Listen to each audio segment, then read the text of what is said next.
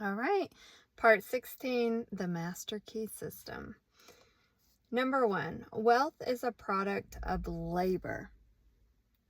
Capital is an effect, not a cause, a servant, not a master, a means, not an end. Number 2, the most commonly accepted definition of wealth is that it consists of all useful and agreeable things which possess exchange value. It is this exchange value which is the predominant characteristic of wealth. When we consider the small addition made by wealth to the happiness of the possessor, we find that the true value consists not in its utility, but in its exchange. This exchange value makes it a medium for securing the things of real value whereby our ideals may be realized. Number 5. Wealth should never be desired as an end, but simply as a means of accomplishing an end. Success is contingent upon a higher ideal than the mere accumulation of riches, and he who aspires to such success must formulate an ideal for which he is willing to strive. Number 6. With such an ideal in mind, the ways and means can and will be provided, but the mistake must not be made of substituting the means for the end. There must be a definite fixed purpose, an ideal. Number 7. Prentice Mulford said, "The man of success is the man possessed of the greatest spiritual understanding. And every great fortune comes of superior and truly spiritual power." Unfortunately, there are those who fail to recognize this power.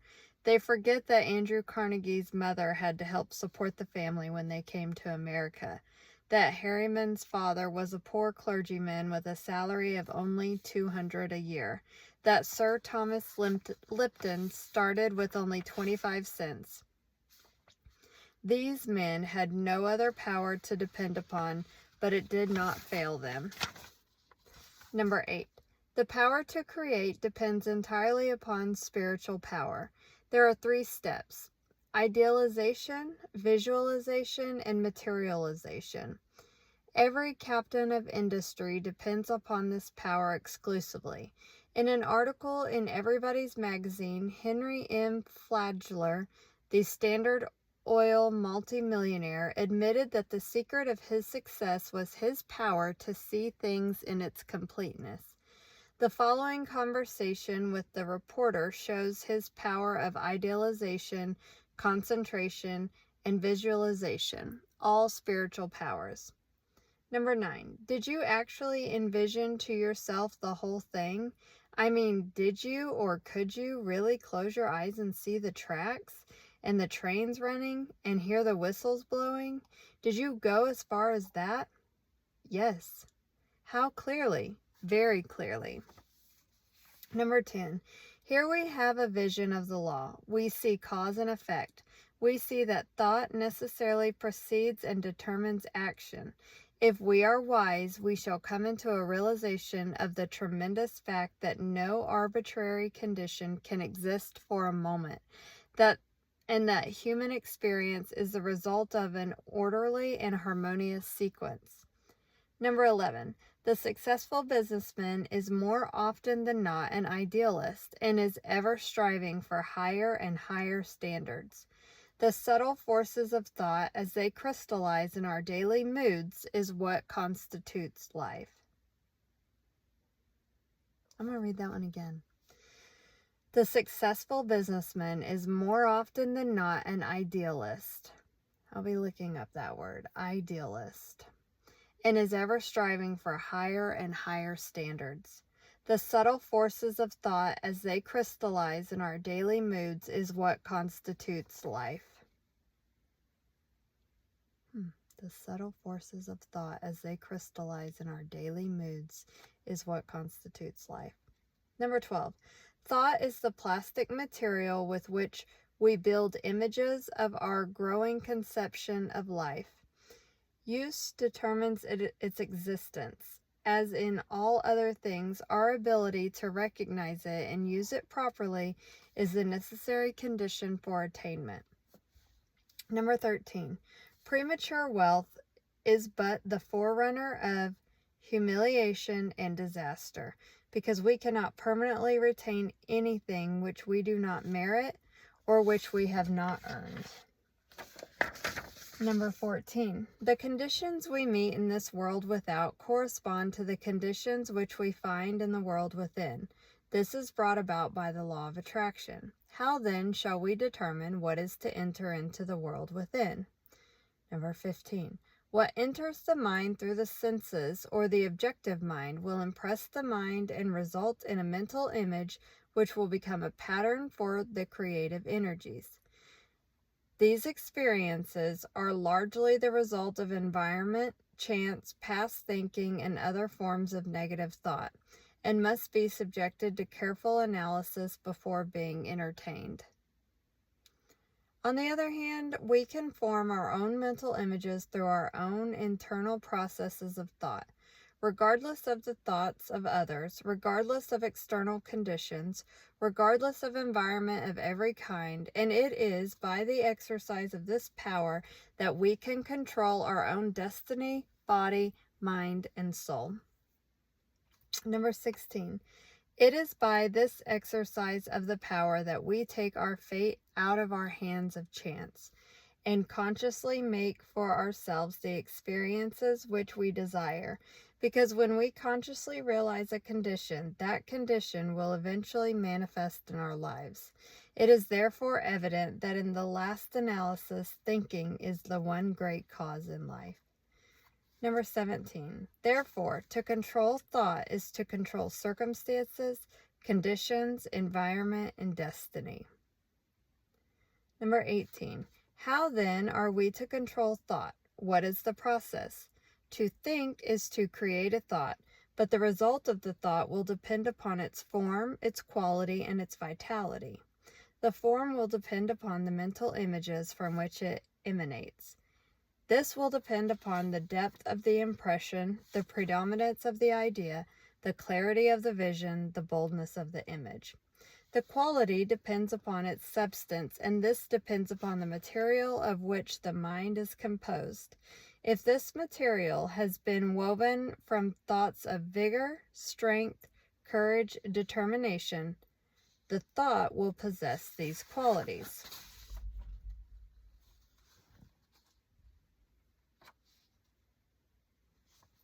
And finally, the vitality depends upon the feeling with which the thought is impregnated. If the thought is constructive, it will possess vitality.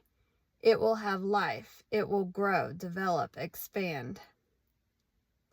It will be creative. It will attract to itself everything necessary for its complete development.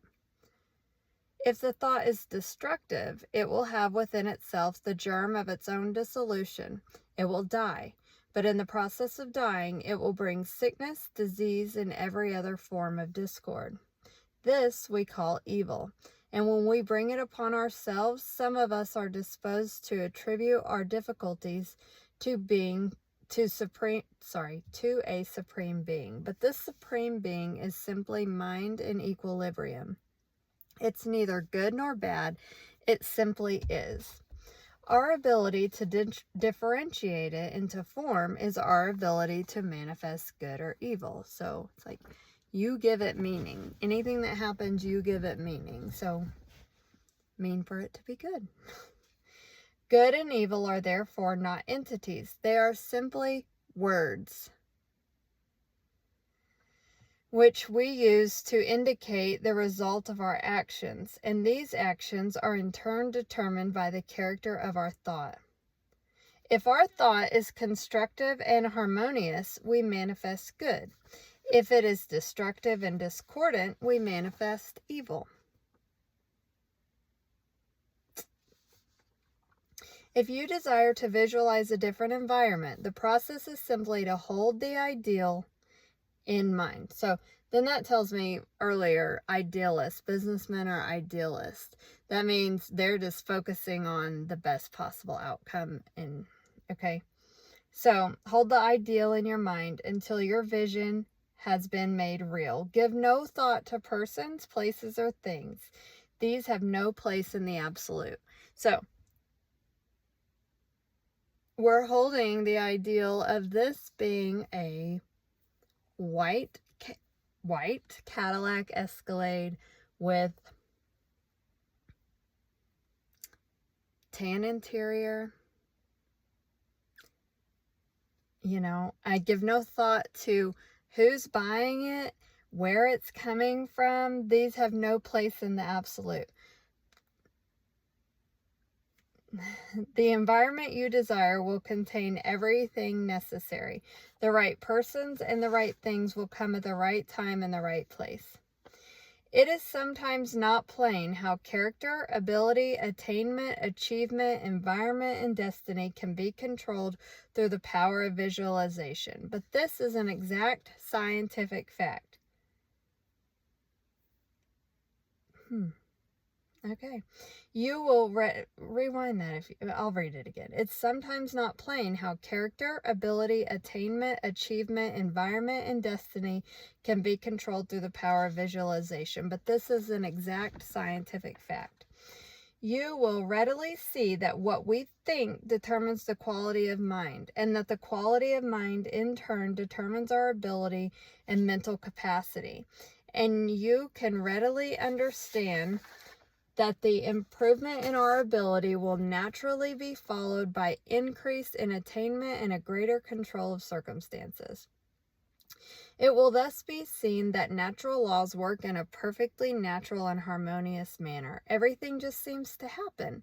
If you want any evidence of this fact, simply compare the results of your efforts on your own life when your actions were prompted by high ideals and when you had selfish or ulterior motives in mind. You will need no further evidence. If you wish to bring about the realization of any desires, form a mental picture of success in your mind by consciously visualizing your desire. In this way, you will be compelling success. You will be externalizing it in your life by scientific methods. We can only see what already exists in the objective world. But what we visualize already exists in the spiritual world, and this visualization is a substantial token of what will one day appear in the objective world if we are faithful to our ideal. The reason for this is not difficult. Visualization is a form of imagination. This process of thinking forms impressions on the mind, and these impressions in turn form concepts and ideals, and they in turn are the plans from which the master architect will weave the future.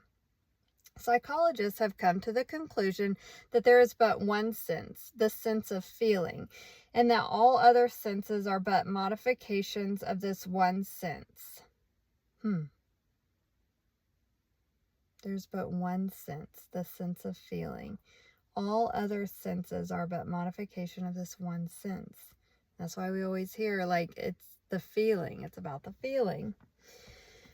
This being true, we know why feeling is the very fountainhead of power, why the emotions so easily overcome the intellect, and why we must put feeling into our thought if we wish results. Thought and feeling is the irresistible combination. Visualization must, of course, be directed by the will. We are to visualize exactly what we want. We must be careful not to let the imagination run riot. Imagination is a good servant, but a poor master. And unless it's controlled, it may easily lead us into all kinds of speculations and conclusions which have no basis or foundation whatever of fact. Every kind of plausible opinion is liable to be accepted without any analytical examination, and the inevitable result is mental chaos. We must therefore construct only such mental images as we are known to be scientifically true. Subject every idea to a searching analysis and accept nothing which is not scientifically exact. When you do this, you will attempt nothing but what you know you can carry out, and success will crown your efforts. This is what businessmen call far-sightedness. It is much the same as insight. and is one of the great secrets of success in all important undertakings. For your exercise this week, try to bring yourself to a realization of the important fact that harmony and happiness are states of consciousness and do not depend upon the possession of things, that things are effects and come as a consequence of correct mental states. So that if we desire material possessions of any kind, our chief concern should be to acquire the mental attitude which will bring about the result desired. This mental attitude is brought about by a realization of our spiritual nature and our unity with the universal mind, which is the substance of all things. This realization will bring about everything which is necessary for our complete enjoyment. This is scientific or correct thinking. When we succeed in bringing about this mental attitude, it is comparatively easy to realize our desire as an already accomplished fact. When we can do this, we shall have found the truth which makes us free from every lack or limitation of any kind. And we end with this quote from H.W. Beecher. A man might frame and let loose a star to roll in its orbit, and yet have done so memorable a thing before God as he who lets a golden orbed thought to roll through the generation of time. This to me is like we're still tying in that we want thoughts of happiness and harmony because it's the feeling. And then when you visualize those feelings, what it would be like, and feel them real, then everything you desire is there. Yeah.